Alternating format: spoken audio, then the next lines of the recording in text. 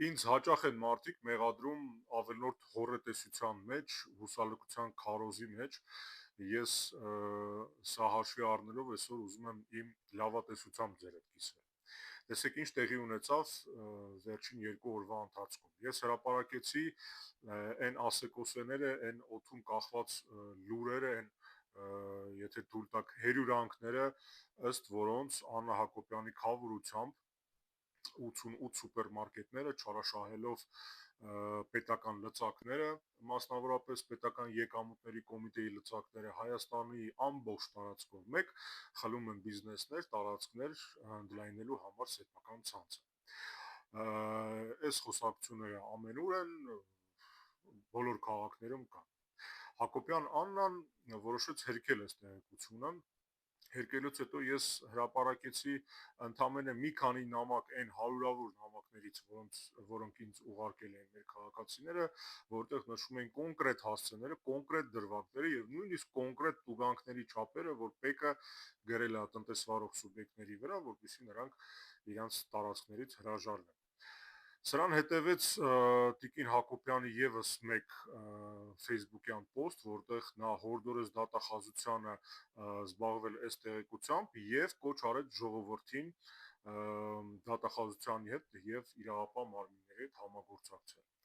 Այս կոչից րոպեներ անց դատախազությունը արդեն տարածեց տեղեկություն, երբ պնդեց, որ զբաղվելու է այս տեղեկությամբ, այս հերհյուրանքներով եւ նույնպես կոչ արեց ժողովրդին, որպեսզի նրանք համագործակցեն իրավապահների հետ այս առեղծվածը բացահայտելու համար։ Անկեղծ ասած, ես վստահ չեմ, որ ժողովուրդը ըմբռնումով կմոտենա եւ կորոշի կիսվել իր տրամադրության տակ գտնվող ինֆորմացիայով, այդ թվում նաեւ որովհետեւ սեփական փորձն է ինձ դա հուշում, կներեք, բանը նրանում է, որ նոյեմբերի 9-ին մոտ 1 ամիս առաջ այս տնակը, որտեղ ես նստած էի, թիրախ դարձավ դիպուկահարի։ 7.62 տրամաչափի գնդակը, ծակելով մոտ 1 մմ-անոց ժեշտը, իզոլացիան եւ գիպսակարտոնը հայտնվեց այս տարածքում։ Տարածք, որտեղ դրանից մի քանի րոպե առաջ ես էի գտնվում, իսկ բուն գնդակոծության ժամանակ մեկ այլ անձնավորություն էր։ Մենք բնական է միանգամից դիմեցինք իրավապահներին, հույս ունենալով, որ կգան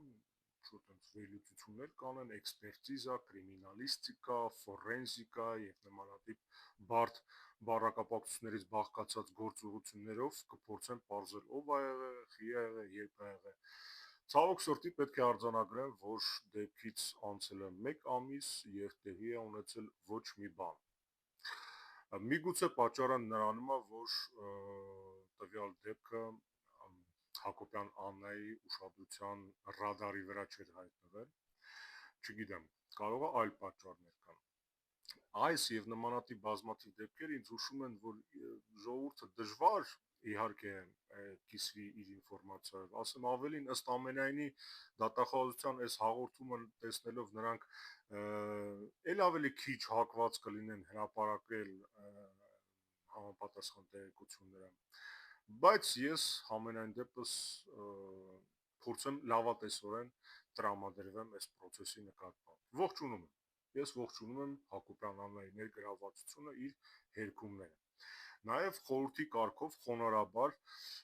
կուզենայի իրեն հուշել, որ լավ կլինի, որ նա հերքի նաև այն տեղեկությունները, ըստ որի Քաջարյանի կոմբինատի ուրեմն հանքահունքային նյութի բեռնափոխադրման մոնոպոլիան իրան է պատկանում, դրա մասին խոսում է ոչ Քաջարյանը, ոչ միայն Քաջարյանը, Սյունիքի մարզում առհասարակ նման